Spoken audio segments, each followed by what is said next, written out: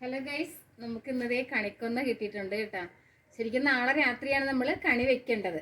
ഇന്നൊരു സ്ഥലത്ത് പോയ വഴിക്ക് നോക്കുമ്പോഴത്തേക്ക് ഒരു വീട്ടിൽ ഒരു കണിക്കൊന്ന പൂ പറിക്കുന്നു. അത് കണ്ടുകൊണ്ട് വാങ്ങിയതാണ്. എന്താണെങ്കിലും നമുക്കൊന്നത് വെച്ച് നോക്കാം. ഇനി നാളെ വൈകുന്നേരമാണ് നമ്മൾ കണി വെക്കേണ്ടത്. അപ്പോൾ ഇതെങ്ങനെയാണ് ഞാൻ വെക്കാൻ പോണേന്ന് നോക്കിക്കും. അപ്പോൾ നാളെ എങ്ങനെ ഇരിക്കുമെന്നും കൂടെ അറിയാം. ഇപ്പം മരത്തിൽ നിന്ന് അങ്ങോട്ട് പൊട്ടിച്ചെടുത്തതേ ഉള്ളൂ. ഇപ്പോൾ ഒരു 1:30 മണിയായ സമയത്താണ് ഇത് പൊട്ടിച്ചെടുത്തിട്ടുള്ളത്. നമുക്കിതൊന്ന് വെക്കാം. അപ്പോൾ നമുക്ക് മോൾക്ക് മെഹന്തി അല്ല ഹൽദിക്ക് എടുത്തിട്ടുണ്ടായിരുന്ന കുടമാണ് കേട്ടോ, മൺകുടമാണ്. മൺകുടത്തേക്ക് ഞാൻ വെള്ളം ഒഴിച്ചു കൊടുക്കുവാണ്. കുറച്ച് വെള്ളം ഒഴിച്ചിട്ടുണ്ട്.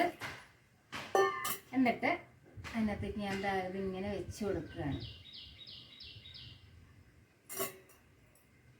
താഴെ മുട്ടുന്നുണ്ടേ.